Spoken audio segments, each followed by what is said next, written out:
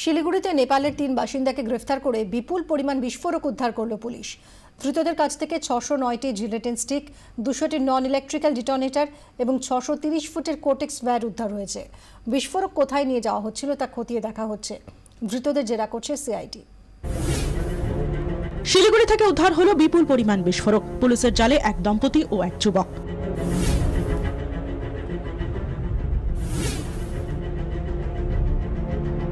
খবর আগেই ছিল, সীমিত নজরও রাখছিল পুলিশ। শেষ পর্যন্ত দার্জিলিং মোড় থেকে নেপালের বাসিন্দা 3 জনকে গ্রেফতার করলো শিলিগুড়ি পুলিশ।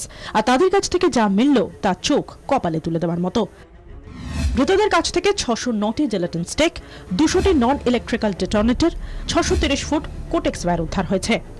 একটা সোর্স ইনফরমেশন আমাদের ছিল, এই কয়েকদিন ধরে আমাদের এসবি আর প্রধাননগর এটা এখানকার পুলিশ পার্সোনালরা কাজ করছিল।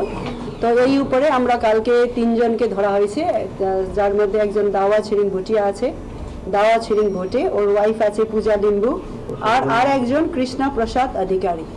6 মাস ধরে দার্জিলিং মোড়ের একটি বাড়িতে ভাড়া থাকছিলেন দাওয়া শেরিং ও তাঁর স্ত্রী এবং কৃষ্ণপ্রসাদ অধিকারী নামে এক যুবক। 3 জনই ভারত नेपाल सीमांत लागुआ मेचीर बासिंदा। वो बोला हम लोग नेपाल से आगे होटल चलाया था, अभी वहाँ पर पूरा नुकसान हो गया, इसीलिए हम लोग रूम ढूंढ करके रख करके सामान रख करके होटल छोड़ देगा। होटल का पूरा भाड़ा है, हम लोग नहीं सकते, हम लोग को 200-300 250 का 2,500 का घर चाहिए। हम बोला 2,500 तो नहीं, मेरे 3,000 होगा तो हम देंगे।